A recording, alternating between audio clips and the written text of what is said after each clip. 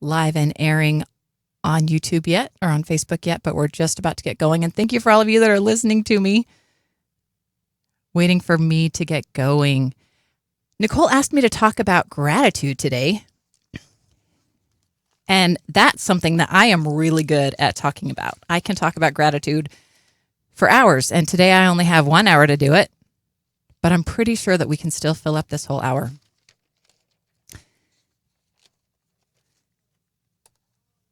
So while I'm doing my last few minute things here in the studio, I would like you to consider some things that you are grateful for.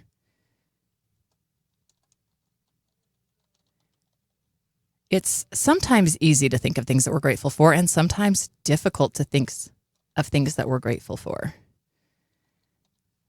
What we need to know is that there is always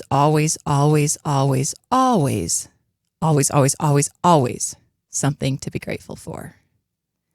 We should be coming up now with all of our live streams going. So thanks again for my radio listeners who were waiting so patiently until we got going. Welcome everyone to Return to Consciousness with Nicole Ashton. If you are watching the show right now on YouTube or Facebook, you might be thinking that Nicole looks a little bit different than usual today. That's very true. My name is Della Hill, and I am filling in for Nicole. I'm usually here on Mondays at 4:30 for the Extraordinary Talk Show, and I would love for you guys to come over and listen to my show, because if you like Nicole's show, chances are you're going to like my show too. For today, Nicole is very, very sorry that she is not here with you guys today. She wants you to know that she's sorry. She wants you to know that she misses you and she loves you, and she will be back next week, Wednesday at 4 o'clock. And today you get me, Della Hill, from the Extraordinary Talk Show, which is usually on Monday. We're talking about gratitude today, which is something that I love. I got to tell you, I'm so grateful for gratitude. And that might sound strange, but there's a reason for it, because when you practice gratitude in your life changes. I'm not kidding. This is scientifically proven. There's this one, gratitude is really like the magic ticket. It really is. It's the one tool that you can use that is completely free. You have access to it at any time, anywhere. It's entirely covered by insurance. Actually, it's not, but you don't need insurance for it. It's more effective than other things that are covered by insurance. In fact, Psychology Today released an article not too long ago where they listed 7 benefits, medically and scientifically proven benefits of gratitude. So we're talking about just thinking of something that you're happy about, something that you're glad about, something that could be worse and you're glad it's not. That's all gratitude is just, man, I'm glad that happened. And when I say there's always something to be grateful for, I'm not kidding. Let's talk about those 7 things that Psychology Today listed. First of all, your relationships. If you are grateful specifically about your relationships, but it doesn't even have to be about your relationships, it can be about anything. If you are grateful, you will find that you get along better with the people around you, and the people around you are more interested in being around you. I think you guys all probably know that one really cranky person that's not really fun to be around because they're always complaining all the time. And I'm sorry to tell you this, but if you can't think of that person, it might be you. So pay attention to what's coming out of your mouth. And if the things that are coming out of your mouth are more negative than positive, that's definitely something that you want to curb. In fact, here's a test. If the things in your life, if the things that come out of your mouth are more negative than positive, look around at your life and see if the things in your life are actually more negative than positive, because we do create our realities. And when all that comes out of our mouth is negativity, all that comes into our life is negativity. So if you want good things in your life, you have to have good things come out of your mouth. And this, one of the simplest, easiest things to come out of your mouth is gratitude. All you got to say is, man, I'm glad. You can leave off the man. You can just say, I'm glad. And you can leave it there. If you want, you can list things behind it that you're grateful for, but that's not even a requirement.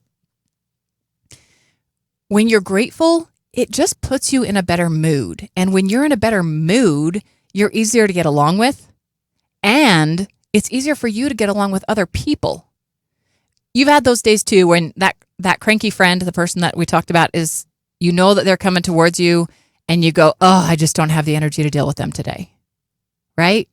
Because it's exhausting to work with people and be around people who are always negative and always trying to pull you down. When you're trying so hard to keep your own energy up, to stay happy and to stay positive, and then you have somebody who's so negative around you, it's quite difficult to keep your energy up. And you've probably noticed that some days you just don't even have it in you to be around that negative person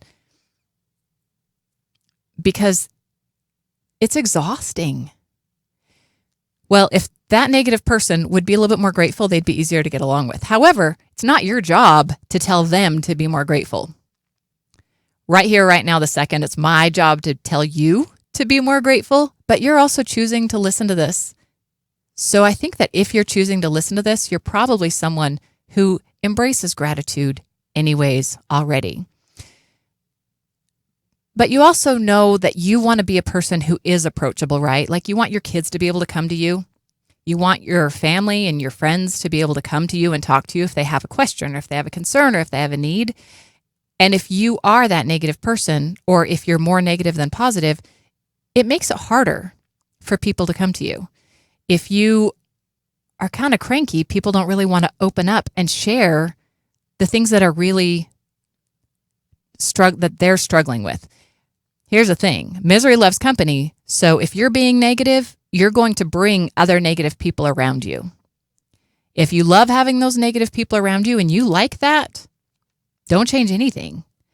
But if you notice that there's negativity in your life, and maybe it's coming from the people around you, or maybe you think it's coming from the people around you, you might not be realizing how much of it is actually coming from you. But the number one immediate, quickest thing that you can do to be more approachable, to be one of those people that people love to talk to, one of those people that when they finish having a conversation with you, they say, oh, I always feel better when I talk to you. Thank you so much. And that's a really awesome thing to hear. And if you are a grateful person, you'll hear that from your friends a lot more often. It might be hard to see the distinction between being grateful and your friends enjoying talking to you, but I promise it's there. One reason is gratitude makes you more compassionate. It makes you less aggressive. It makes you have more empathy. So the more gratitude that you have, like I said a second ago, it makes your relationships better. But this is part of the reason why. When you are grateful for what you have and what's going on in your life, and especially the more excited about it that you can get, the more happy you can get about these things, the better they go. And if you can be grateful consistently, or even just a little bit more than you used to be, what you're going to find is that the people around you want to be around you more. And I don't know about you, but I love being around people. Most of us do. And you might have your different preferences. You might not want to be in a room full of 200 people. You might just want to be in a room of 2 people. But whether it's 2 or 200, those people are going to want to be near you if you have a grateful attitude. If you are grateful more often, it's going to make you more compassionate and empathetic. And don't you want to be around people who are more passionate and empathetic? And it's going to make you less aggressive. Scientifically proven, people who are grateful are less aggressive. Isn't that cool? So let's say that you've got maybe a child who's having some aggression issues. Maybe you're getting notes home from school, or you're seeing it around your own home. It might be a great idea to institute a gratitude practice in your home. And that can look a lot of different ways. We'll talk about that more in a minute. But I guarantee you will see results from implementing that gratitude practice, whether it's within you or within the people in your home who are also practicing that gratitude practice. Another really, really big one, another big benefit you're going to get from being grateful is physical health. This is huge. I am a registered nurse. When I'm not on the radio, I'm often caring for people in a medical way. And I'm telling you, I can tell the patients who are grateful when I walk in the door. It's not just how they look or how sick they are. It's those things too. But it's also the feeling in the home or the room. There really, really is a difference. And then when I actually sit with that person and do the assessment and understand what's going on with them, it's not made up. It's not pretend when people say this, that people who are grateful are healthier. Because my patients who are the crankiest, who complain the most, are the ones who have higher levels of pain, more consistent pain, usually higher blood pressure or more erratic blood pressure because it's high and then we're trying to manage it with medication. And then it goes back and forth, so it's never really where you want it to be.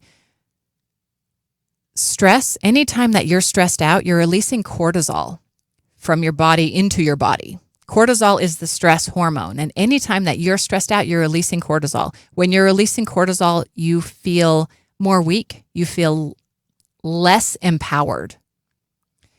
And that cortisol, while it serves a purpose in the moment, the reason that we have cortisol is for the same reason we have the fight or flight syndrome, right? That when something scary is happening, we get that adrenaline rush and that boost of hormones and chemicals that allows our body to react really quickly, whether it's we have to get in a fight and save ourselves or run away and save ourselves. Here's the thing. When we were cavemen, that was a great thing. When we were living in jungles as humans, we needed that fight or flight response. We live in a time now where our health and safety is almost entirely secure the majority of the time. And yet, we as humans are more stressed out and are releasing more cortisol into our body than Aborigines who live in the jungle. What's up with that? You would think that living in the high technology society that we live in, that would make our lives easier. But the studies are showing us time after time that the busy, hectic life that we live in and the fact that we are not taught as children and at school how to manage our emotions, how to be grateful, how to use these tools to help ourselves. We're constantly running around and often, way too often, feeling like we're in that fight or flight syndrome. And it gets so common that we don't even realize it's happening. Now, if we're running away from a tiger, we need those chemicals in our body to give us that extra energy, that extra strength, that extra push to run fast, get away. But if it's just because you're waiting for the light and you're stressed out and the guy behind you honked, there's nothing you can do. You're really not in any danger. You are entirely physically fine. However, we have been trained, and so give yourself a little bit of a break here because you can't be hard on yourself for this. We've been trained to react in the same stress manner as everyone else around us. The problem with that is that's what everybody does, and everyone is stressed out, and everyone is full of cortisol and stress hormones. No one is feeling empowered, and no one is feeling safe. Guys, the number one hack you can use to break that is gratitude. You get in a whole cycle of stress hormones and chemicals, and it's killing your body. All of those stress hormones and chemicals are causing high blood pressure. They're causing irregular heart rates. They're causing heart problems, lung problems. You name it. Stress is a big, big factor towards any health concern. And if you can reduce some of those stress hormones, you're going to do a huge favor for your body. I promise this is something that you want to do for yourself. And it's easy. It's free. You don't have to go see the doctor to get a prescription. All you got to do is be grateful. And you will immediately have improvements in all your health on many, many aspects. Another one that's really important is pain. People who practice gratitude, scientifically proven to be in less pain for shorter amounts of time. And I'm not talking about that one person in that room that's cranky and that one person in that room that has a good attitude. I'm talking about scientific studies done across thousands of patients. And the patients who had an attitude of gratitude had less pain, and their pain was resolved sooner. It's pretty phenomenal. Haven't you ever had that awful, awful headache and you thought, isn't there something I could do to get rid of this? When you're in that moment, being grateful might not feel, one, like an easy thing to do, and two, like it's going to help. The trick really is you want to use the gratitude before the headache starts. But if you're there, if you've got a headache right now and you're listening to me, think about what you can be grateful for. And if your head is throbbing so bad that you can't think about anything, I understand because I've been there. I used to have those headaches. I don't anymore, but I used to. Still, try to think of anything that you can to be grateful for. You can be grateful that you get to rest and lay your head down. Maybe you're at work with that awful headache, and you can be grateful that you were at least able to get up and go to work with that headache. There's always something to be grateful for, and you can be grateful that sooner or later that headache is going to go away. It's not going to last forever, that sooner or later you're going to have that relief again. And here's a little thing. If you're listening right now and you don't have a headache, think about something. What does your head feel like? Can you feel the parts of your head where it doesn't hurt? And take a moment to be grateful for that. Next is psychological health. This one is phenomenal, and I love this so much because of the scientific studies behind it. Do you know that our best antidepressants, when put head to head, I'm talking things like Zoloft and Prozac and Wellbutrin and all the other list of them, put head to head in clinical studies between those medications and a placebo. And by placebo, I mean a pill, a sugar pill. There's no chemical benefit to it whatsoever. There's not really any drugs in there. There's nothing in it. It's simply a pill. And we give that. They did, in the study, they gave the placebo, the pill that actually was nothing, to half of the people, and the antidepressant medications to the other people. So guess between the placebo and the antidepressant, so the pill that wasn't even really anything, and then the antidepressant medications that they've spent millions and millions of dollars and years of research going into, guess which was most effective? Well, the antidepressants were by a tiny bit. A tiny bit. A placebo, a pill that doesn't do anything, even if the people taking it know it's a placebo. Many of these people in the study were handed a sugar pill and told, here, this is a placebo, take it and see if it helps. And those people had as much benefit as the people who were taking the actual studied and funded and researched medication. Now, this creates a problem for some people. And those people are the people who are trying to sell those medications. Because if you've ever needed to purchase a prescription for antidepressants, and let me pause right here and say, if you have, I hear you. I'm with you. The last thing I want to do is make you feel bad about that.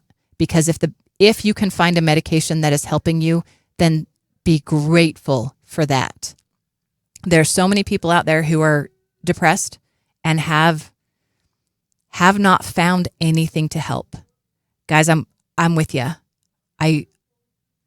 I have suffered from depression at points in my life, and I've known and loved a lot of people who've suffered from really, really serious depression. And please don't think for a second that I'm trying to tell you, well, if you'd just be grateful, you'd be fine. That's not what I'm trying to say. What you have is a real and serious issue. What I want to do is give you some extra tools that will help make the pills that you're taking more effective. So back to what I was saying, the pharmaceutical industry gets pretty frustrated about these studies because they want to charge people hundreds of dollars a month for the rest of that person's life in order to take these medications. And there's times when that's necessary. And if that's necessary for you, then do it and don't feel bad about it. But the pharmaceutical industry has also come up with their own frustrations because gratitude, so we know that the placebo and the actual antidepressant were almost the same.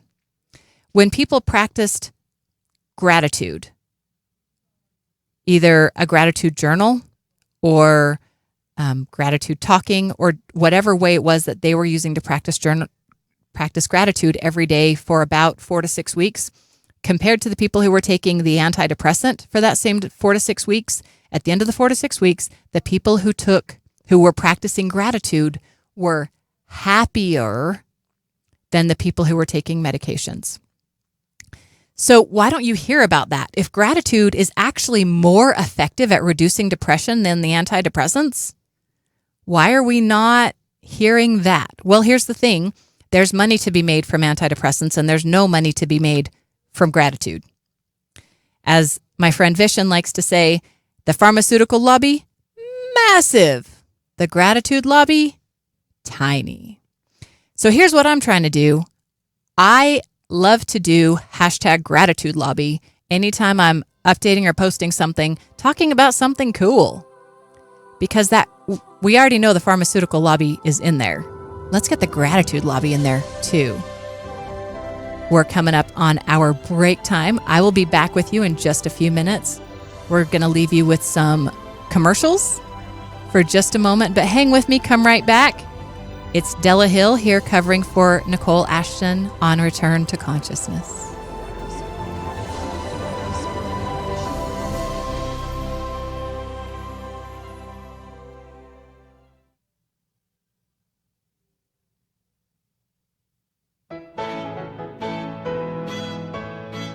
I'm Elliot Forrest, and I hope you'll join us for the next concert from the Chamber Music Society of Lincoln Center. Musical Textures features a sonatina by Henri Dutilleux for flute and piano, and Schubert's Piano Trio in E-flat. Join us for the next broadcast from the Chamber Music Society of Lincoln Center. The Chamber Music Society of Lincoln Center, Friday mornings at 11 on Radio St. George 100.3. Welcome to Live a Better Life with Dr. Barrowman from Desert Edge Medical. When it comes to weight loss, take it slow. Crash diets cause the body to rebound and you may actually gain weight. Plan on 1 to 2 pounds a week for your healthy weight loss. I'm Dr. Barrowman from Desert Edge Medical, and I can help you live a better life. Desert Edge Medical, 656-2995, 656-2995. 10-4, what seems to be the announcement here? All Dixie State students, DCUPD lobby is now open 24/7, so that access to a new lost and found Dropbox is available. So for all of you who have lost your crap, you can pick it up, like wallets, jewelry, cell phones, and computers. Just come on by to DCUPD and pick it up. Dispatch is on its way. Hi, this is Michael Harding. This is Christina Harding. And we're here for On the Arts. Come join us as we blow the lid off of all of these little artistic secrets we have here in St. George and Southern Utah. Go ahead and listen to us on Tuesdays and Thursdays at 4 p.m. till 5. On Radio St. George 100.3 FM. Made possible by contributions from listeners like you. Thank you. From Radio St. George at 100.3 FM. Welcome back to Return to Consciousness with Nicole Ashton. Unfortunately, Nicole is not here with us today, so I get the privilege and the honor You're of listening to substituting Radio for St. her. George 100.3 FM. We now welcome you back to Return to Consciousness with your host, Nicole.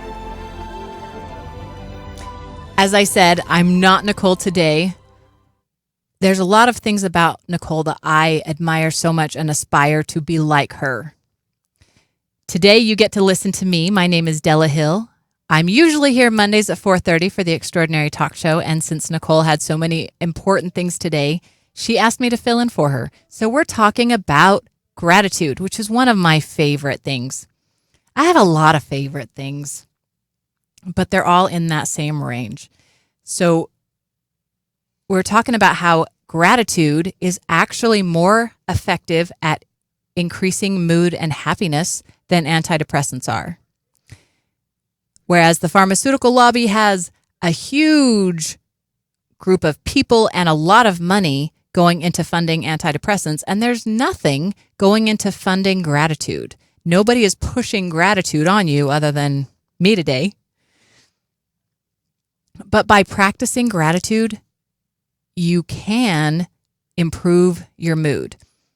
It can happen as quickly as within a few moments, but if you practice gratitude on a daily basis, you are going to find more and more and more reasons to be happy over time, and your mood will steadily increase. This is a promise. Here's another one that's really important, another benefit of gratitude that's so great. Sleep. Not kidding. If you practice a gratitude journal right before you fall asleep at night, you are going to sleep better, deeper, and longer. Scientifically proven. Again, some of these may not be every single time, but overall, consistently, you're going to have overall consistent benefits, and you're going to be grateful that you started being grateful. Here's another one. Did you know that being grateful improves your self-esteem? How cool is that? Because I don't know about you, but pretty much everybody can use an improved self-esteem. Even the most confident dude out there still needs a little bit of reminder sometimes, a pat on the back. But we all know that our self-esteem cannot come from any source outside of ourselves. It feels so good when other people pat us on the back and say, hey, good job. You're doing awesome. We love that. It's so good to get that reinforcement. And I don't want to tell you not to get that because we love that reinforcement. But remember that the people outside of you can say a lot of things and they may say negative things too. And when it comes to that, what they have to say doesn't matter. You are valuable simply because you exist. You matter simply because you are a human alive on this earth. You would not have come here if you were not a phenomenal, infinite being with a greater worth than you have ever considered. My friends, you cannot even know how valuable you are. Here in these human bodies that we wear while we're here, we lose sight of what the real us really is, of who our souls are, where we come from, how important we are, and how much we really matter. If we can remember those things, for one thing, it makes us feel a whole lot better about ourselves, about our lives on a daily basis. And it also makes our lives better on a long-term basis. So listen to me right now. When I'm telling you you're valuable, please believe me. And if you have that little voice in your head that's going, yeah, she doesn't know me. She's just talking on the radio. She doesn't know who I am, just sitting here listening. That doesn't matter, friend. You are a child of God. You belong on this earth. You did not come out of thin air. Your soul, who you really are, is infinitely valuable, so much more valuable than anything that we have here on earth. The price of pearls, the price of diamonds does not compare to who you are. And when you begin to just get a glimpse of that, I promise you your life will change. And on the way there, be grateful, okay? Be grateful for who you are and be grateful for the good things that you do. When that little voice in your head pops up and says, yeah, I'm not really that good, tell it to go sit down and shut up and sit down in the corner until it has something nice to say. There's that little voice in the back of your head that wants to tell you that you're not good enough, that you're not smart enough, that wants to tell you that there's nothing really to be grateful for. Listen to me because I'm telling you something really important right now. That little voice is lying to you. We assume that the thoughts we have, because they're our thoughts, must be true, because we wouldn't lie to ourselves, right? Actually, we lie to ourselves all the time. All the time. Richard Feynman says, the most important thing is that you must not fool yourself, and you are the easiest person to fool. Every single time a thought comes into your head that says that you are not good enough at something or overall, those thoughts are lying. You can love yourself and know that your thoughts don't love you. And then you can change those thoughts to be a lot more loving. And one way to do that is to practice gratitude. And in that way specifically, you can think of the things about yourself that you're grateful for. You might have a list a mile long of things that you don't like about yourself, but there's got to be something that you do like about yourself. And you can be grateful for those qualities that you have. You can even be grateful for your flaws because your flaws cause you to learn and grow and improve. All of those things are wonderful. If you are like many, many, many people out there and you're struggling with your own self-esteem, take a gratitude pill every day. Be grateful for the things around you, and I promise you'll start to feel better about yourself. One thing that's really cool too, that goes right along with that, is people who practice gratitude not only feel better about themselves, but they are noted to have less envy of other people. Envy, we know, is, according to some, one of the 7 deadly sins. And we all have it a little bit. We're human, we live here. It's something that we're going to have, that there's going to be times that you look at something that someone else has, maybe their job, their car, their family, their accomplishments, whatever, and you wish that you had that. You can wish that you had that, and there's nothing wrong with it. We should want things. We should have desires, because those things that we want and those desires that we want, the things that we want, help drive us to grow and expand and be better and do better. And we know that if we have those things, we can help more people. And that's wonderful. You should want things. You should want better things in your life. Absolutely, you should want and ask for and get better things in your life. You should not get those things at the cost of someone else. And that's really the difference between desire and envy. If you are looking at that guy in his BMW and thinking, man, I don't have a BMW. It irritates me that he has a BMW. I wish he didn't, or I wish I at least didn't have to see it. There's a lot of divisive feelings there. And one thing that that's doing is that's causing you to not be able to connect and recognize that that guy driving the BMW is another human that you have a connection to. Instead, you're slicing that connection down the middle with your own envy because you would rather that he not have a car just because you can't have it. That doesn't make any sense at all. It really doesn't. Want new things. You see that BMW and you go, hey man, cool. Great car. That's so exciting. One day I'm going to have one of those. But in that moment, choose to have the desire for yourself without wanting to rob someone else of it. You do deserve all the good things in this world because God and the universe loves you so much it wants you to have everything.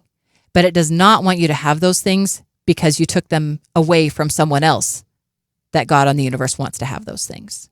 All of those things are available to you without taking them from someone else. And so there's no need for envy. So remember, if you find yourself feeling envious of others often, spend some time on gratitude and be grateful for the things that you do have. When you're able to be grateful for the things that you do have, then the things that you don't have don't seem like such a big deal anymore. And when you can truly be satisfied and content and grateful for the things that you have, while still hoping and wanting better things, but grateful and content and satisfied with what you have, it's so much easier for those bigger and better things to come to you. That might sound weird, but I'm telling you, that's how the laws of the universe work. The happier you are about what you have, the more of it you're going to get, the more good you're going to get, and it expands and grows every time. One more, this is the last of the 7 from this article. Mental strength, meaning less stress, which we talked about already, and more resilience. They did a study in 2003 of the people who suffered from the tragedy of September 11 in 2001, and they found that the people who 2 years later were doing the best, were moving on in their lives and processing things the most successfully, were the people who were practicing gratitude. And in those really tough times, if you were alive in 2011, if you remember, that was such a scary time. I lived here in St. George when that happened, and it was horrifying. It was awful that something like that could happen. And yet, when I drove around, every car had an American flag on it. It had to be at least half, because so many of these cars had American flags, because together, we came together as a country. We came together as a people. We stood side by side and arm with our fellow countrymen that we didn't know, had never met before, but we said we're Americans and we stand together, and we're grateful for that. And that was such a beautiful thing that happened after 9/11. And the people that, especially those that were really in the thick of it in New York City and survived, 2 years later, the ones that had been practicing gratitude were the ones that were doing the best, going through this crazy trauma. And I've seen this, guys. When you go through a trauma, it releases acetylcholine into your brain, and that kind of makes your brain a little bit jellified. The cool thing or bad thing about that is whatever goes into your brain next is going to get solidified with that jello. So you want to load your brain during that time with love and gratitude and compassion and hope and support.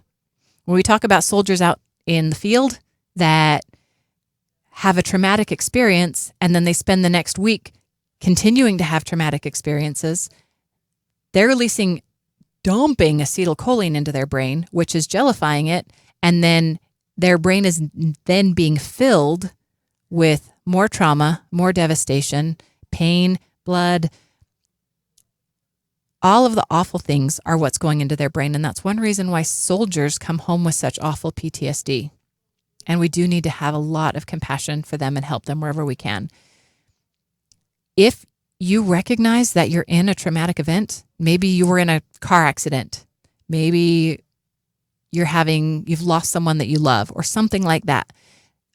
Any of those events is going to cause your brain to release a bunch of chemicals that kind of make it rewritable. This is actually awesome because this is the perfect time to retrain your brain. When your brain is in that jelly state following a trauma is when you can feed it with gratitude and love and hope and faith and allow your brain to reform, rebuild, regrow, retrain on those concepts. Gratitude is one of the strongest things for a strong, resilient brain. If you want to be strong and resilient, be grateful. I promise. So I looked up another article. The first one I looked up had 7 scientifically proven benefits of gratitude. I looked up another one. This one has 29 scientifically proven benefits of gratitude. We're not going to go over all those. The point is, there's a lot of benefits of gratitude. And you can start feeling these benefits as fast as 17 seconds into a positive thought. Do you guys remember Pollyanna? When I was a little girl, there was a movie and a book called Pollyanna. And it was about a girl whose father had died and she had to go live with her rich aunt. And she really was just trying to figure things out and figure out her new place in the world in this new city without her father. And her father had taught her the glad game. And she then taught the glad game to everyone in the town. The glad game was when you're in a situation that's stressful or unhappy, you find something to be glad about. Now, Pollyanna had asked for a doll, and when they got the next shipment, instead of a doll, it had crutches. And she didn't want crutches. That wasn't going to help her at all. And her father said, you know what? We can be glad that we don't need the crutches. And she learned that glad game, and then she taught that glad game to everyone else in the town. And it changed not only her aunt, but everyone else in the town. When everyone in the town started being grateful, it spread, and everyone felt it. I loved that story when I was a little girl, and since then I have been accused many times of being a Pollyanna because we'll be in a tough situation and I'll find the positive thing, the good thing, the happy thing about it. Have you ever been in that place where you're kind of cranky, where you're a little bit irritated and you're upset about something, and then some sunshine happy face goes on talking about all the good things about it? Yeah, I get it. I was that person. I've been on both sides of that, though, really, because we all do, because we're all human. And none of us are perfect all the time, and we can't expect ourselves to be, so cut yourselves a break. But just do a little better than you did before. That's all it takes. This is another key that's really important, the positivity ratio. Now, people who practice gratitude have a higher positivity ratio. What the heck does that mean? That means that if you were to count up all of your positive thoughts in a day and all of your negative thoughts in a day, how would they compare? How many positive thoughts would you have for every negative thought? If you're having one positive thought for every negative thought, chances are you're a very unhappy and likely unhealthy person. You want to be at least 3-1, but if you ask me, 3-1 is not good enough. The article I read said to make an effort to have 3 positive thoughts for every 1 negative thought. However, I was a certified family teacher with the Teaching Family Model. And with the Teaching Family Model, one thing that was critical, every single day, I had foster children in my home, and every day it was my goal, not their goal, but my goal to point out 4 things that they did well for every 1 mistake they made. That 4-to-1 ratio was critical. And the Teaching Family Model was studied at the University of Kansas and had over $30 million put into research on the Teaching Family Model. So I can tell you there is over $30 million of research telling you that you should have 4 positives to every 1 negative. And what that means is if you catch yourself having a negative thought, you got to catch it. You got to, as Dr. Mel Schwartz says, see the thought, don't be the thought. When that little voice in your head starts talking and telling you all the things that aren't good about yourself, first you got to recognize it. Number 1 step, you got to recognize it. Realize that's a negative thought. Then step back from it. Step back and look at that thought and ask yourself, do I believe this? Is this true? Is there information that's going to back up this story? Or am I just telling myself negative things because that's what I'm used to? Because that's what I've done every day for years, and so those thoughts are trained to just come automatically. That's probably what the case is. It's not true at all. So then what you do when you recognize it, step back from it, see the thought, don't be the thought. Don't let it in, don't embrace it, don't take on the emotion that is attached to that thought. Instead, switch your thinking and come up with 4 things you're grateful for. My friend Melissa figured this out because I was talking about how a 17-second positive thought will change the direction of your mind. If your mind is kind of cranky and you're going that direction, you can have a positive thought for 17 seconds to turn it around. And the 17-second mark actually comes from Abraham and Esther Hicks, to hold on to that positive thought for 17 seconds. I talked about this on the Extraordinary Talk Show, and my friend Melissa noticed that it took her 4 positive thoughts to fill up 17 seconds. And doesn't that just match perfectly what that $30 million of research at the University of Kansas found out? My friend Melissa figured it out in about 17 seconds. 4 positive thoughts to every 1 negative thought. Here's the thing, they don't even have to be related. If you're feeling down about yourself and you can't come up with anything to be grateful for about yourself, first of all, keep working on it because I promise there's something. Second of all, okay, fine, think of something else. If you're feeling down about yourself, but you had a really good dinner last night, take a minute and be grateful for that dinner that you had last night. If you drove to work and were not killed on the way there, be grateful for that. You made it to work safely. Congratulations. If the sun is out, you can be grateful that the sun is out. If it's raining, you can be grateful that it's raining. It doesn't matter what is happening. There is always something to be grateful for. You just got to find it. So when you have the negative thought, pull back, recognize it for what it is, don't embrace it, and instead think of something positive. Pour 4 positive thoughts or 17 seconds worth. If you can do longer, even better. Because if you can do that 17 seconds times 4, then you're at 68 seconds and then you're killing it. Then you are knocking it out of the park. And before you know it, your entire day is going to turn around. If you find yourself having a rough day, if you find yourself feeling down, stop, recognize it, step back from it, see the thought, don't be the thought, and instead think of something, anything that you can think of that's positive. If you have one good thing in your life, only one, just one, focus on that and be as happy about it as you can for that 17 seconds. That 4-to-1 positivity ratio really matters. 3-to-1, definitely important. 4-to-1 is really where the magic happens. But I promise you, if you're practicing gratitude, you will see magic happening. Some other ways that you can practice gratitude. A gratitude journal. Many people love to spend a few minutes every morning and or every night just jotting down some things that they're grateful for. I have a gratitude list on my fridge, and there's a pen next to it so anybody else that lives in my home or visits my home can write down what they're grateful for. It's really fun, too, to see what my friends and what my family members note that they're grateful for. That's really important. I love at the dinner table going around the circle and having everyone say what they're grateful for. We usually do that on Thanksgiving, but why do that only once a year? Do it every day. Talk about what the best part of your day was. Plus, it gives you great conversation with the people that you love during dinner. One way that I really love to practice gratitude is in meditation. I'm a meditation coach. I'm also a hypnotist. And when you're in that lower state of mind, right now, if you're awake, alert, active, interacting, you're in a beta state of mind.